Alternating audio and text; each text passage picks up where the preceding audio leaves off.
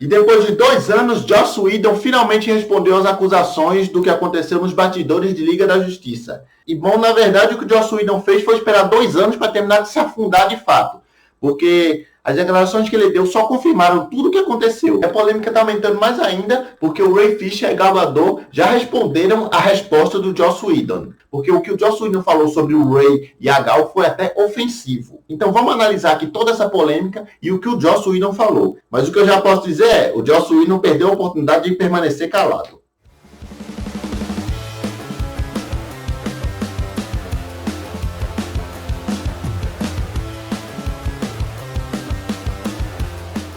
Olá, nerds de todo o multiverso, sejam bem-vindos a mais um vídeo do canal Projeção Nerd. Eu sou Igor de Mello e é bomba! Porque quando se fala de Liga da Justiça versão 2017 do Joss Whedon, a gente só imagina um desastre. Foi um desastre o filme e foi um desastre o que aconteceu nos bastidores. E foi culpa da Warner e culpa do Joss Whedon. Mas antes de mais nada, vamos recapitular rapidamente aqui o que aconteceu. Por que o Joss Whedon entrou para fazer a Liga da Justiça? O Zack Snyder começou a dirigir filmes na DC com O Homem de Aço em 2013. O filme teve uma boa bilheteria, mas as críticas ficaram divididas. E aí veio Batman vs Superman. E quando chegou em Batman vs Superman, aí a coisa ficou mais dividida. E a Warner imaginou o seguinte, vamos colocar o Batman e Superman no filme, vai dar 1 bilhão. O filme não deu 1 bilhão, chegou perto. Aí a Warner desesperou. Isso recaiu em Liga da Justiça. Então na Liga da Justiça, o Zack Snyder estava sob uma pressão enorme, porque a Warner estava querendo mexer o tempo todo no filme. Aquele negócio, ele estava querendo trocar o pneu com o carro andando. E isso estava incomodando o Zack Snyder.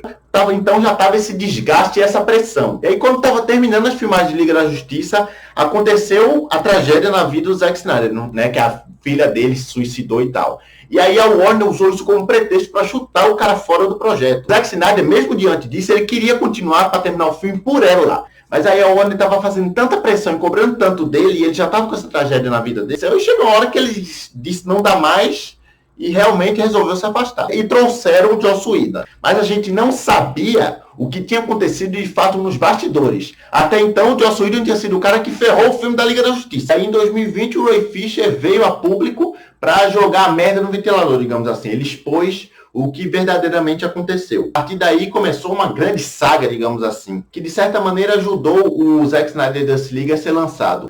E quando o filme foi lançado em março de 2021, a gente teve ainda mais certeza do que o Ray Fisher e os outros atores estavam falando. E não só isso, depois das primeiras acusações, pessoas do elenco de Buffy a Caça-Vampiros também vieram a público para falar algumas atrocidades realmente que o Joss Whedon fazia nos bastidores da série no início dos anos 2000. Então, depois de toda essa repercussão, obviamente o Joss Whedon se recuou e não estava aparecendo na mídia. Ele foi demitido de um projeto que ele tinha lá na Warner e estava quieto. E agora, por algum motivo, ele resolveu ressurgir da PQP e provar o quão babaca ele é. E bom, do que o Joss Whedon foi acusado? Das piores coisas possíveis. Racismo, machismo, comportamento abusivo e autoritário. O que é até uma pena você imaginar que uma pessoa que fez um filme como Vingadores lá em 2012 era tão cuzão, né? A palavra é essa. Tem gente que vem e diz, mas ele não fez isso na Marvel. Então o pessoal da DC tá mentindo. Bom, amigo, não é bem assim. Porque é o seguinte, a Marvel tem alguém chamado Kevin Feige. Se ele tivesse pensado em fazer isso lá em Vingadores, ele tinha que parar no olho da rua, mas sem dó nem piedade. Então ele sabe onde ele faz. É onde deixam as asinhas dele soltas, que nem foi asinha solta no caso da Warner, foi que a Warner é uma zona mesmo, então ninguém liga. E aí o que acontece é o seguinte, o Joss Whedon aparecer agora, em 2022, depois de mais de 2 anos, para dar alguma resposta, é porque o que acontece é o seguinte, ele estava com toda uma equipe de gerenciamento, de crise, de assessoria, tudo fazendo um preparo para ele poder dar essas declarações. Quem cala consente, né? Então, como ele sabe que tem culpa, o pessoal do gerenciamento de crise tem que fazer alguma coisa. E a primeira regra é não aparecer. Ninguém ouvia falar de Joss Whedon nos últimos 2 anos.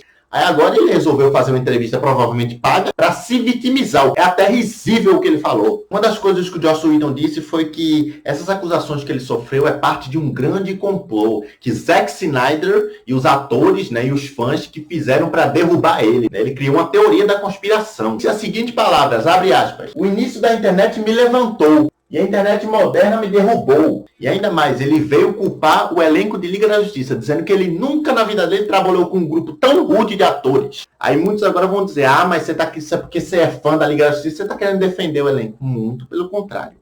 Se fosse o elenco que tivesse feito alguma coisa, eu também estaria criticando aqui. Agora, a culpa é totalmente do Joss Whedon? Não necessariamente. É também da Warner, por ter permitido um tipo de comportamento assim e também pela pressão do qual colocou ele. Isso a gente tem que reconhecer, que ele tinha que pegar um filme que estava com 4 horas na época, transformar num filme de 2 horas e não só isso, refilmar mais de 40% do filme. Isso feito na pressa, era agosto e eles tinham que entregar o filme pronto em novembro. Sim, ele estava sob pressão? Estava.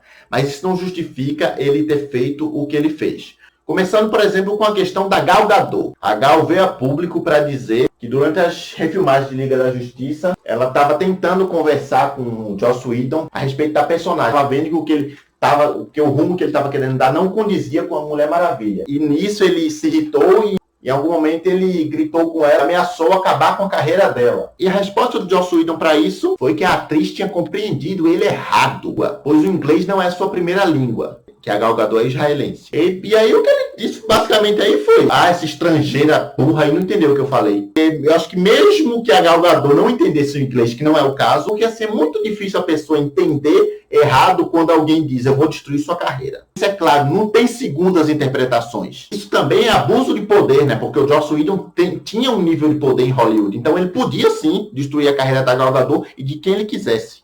E aí a Gal Gadot respondeu essa declaração que o Joss Whedon falou, dizendo que, na verdade, ela compreendeu sim, e o que ela faz agora é nunca mais trabalhar com o Joss Whedon e recomendar que os amigos dela façam o mesmo. Também não vai correr risco de ninguém ter que trabalhar com o Joss Whedon, porque dificilmente ele vai voltar para Hollywood depois dessa. E antes de continuar, capricha no like e na inscrição aqui no canal, porque isso ajuda bastante. O canal está evoluindo em todos os sentidos e com sua ajuda isso vai se tornar cada vez mais possível. Não esquece também de seguir o Instagram do Projeção Nerd. Eu aviso quando tem vídeo novo, dou dica de série, de filme, você pode conversar comigo. Então não esquecem, conto com vocês. E vamos continuar com a treta. E aí o pivô que começou tudo isso foi quem? O Ray Fisher, que faz o Cyborg. Foi muito afetado na versão Liga da Justiça do Joss Whedon, e isso foi provado no Zack Snyder Justice League. Mas o Ray sofreu racismo por parte do Joss Whedon. Racismo e abuso de poder. Porque o Ray Fisher é um ator iniciante em Hollywood. O seu primeiro grande papel foi em Liga da Justiça. Uma das acusações que o Ray fez foi que atores negros e asiáticos foram cortados ou tiveram a participação diminuída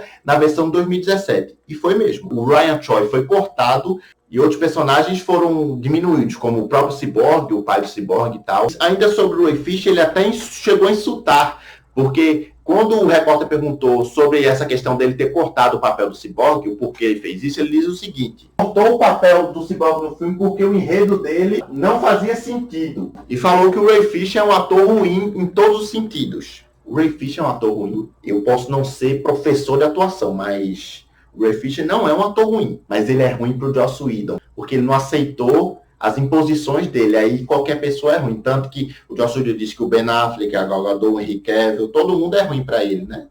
E aí temos também a acusação do pessoal de Buffy a Caça-Vampiros, que dá outro vídeo só falando sobre isso. Na verdade, eu vou ter que fazer mais vídeos sim a respeito desse assunto, porque é tanta coisa que não cabe em um só vídeo. Já adiantando, Buffy a Caça-Vampiros, 11 membros da equipe acusaram ele de comportamento cruel e avanços sexuais inadequados. E além disso, alguns meninos do elenco afirmaram que ele também ameaçava destruir a carreira delas. Então o Joss Whedon quer se fazer de vítima quando você tem um número extraordinário de pessoas falando coisas que ele fizeram. Então, será mesmo que todo mundo resolveu se juntar e mentir? Como eu disse, não dá para falar tudo em um só vídeo. Eu vou fazer mais vídeos dessas polêmicas, porque tem mais coisas ainda que ele falou nessa entrevista, mas não colou o Joss Whedon querer dar uma de vítima. Vamos continuar esperando mais declarações, mas o que eu espero é que o Joss Whedon nunca mais volte para Hollywood, porque as pessoas não merecem sofrer nenhum tipo de abuso no set de filmagens, e nem canto nenhum, seja no filme ou seja em qualquer outro trabalho que seja. Então eu vou ficando por aqui. Comenta aí embaixo o que você acha de toda essa história. Vai embora ainda não.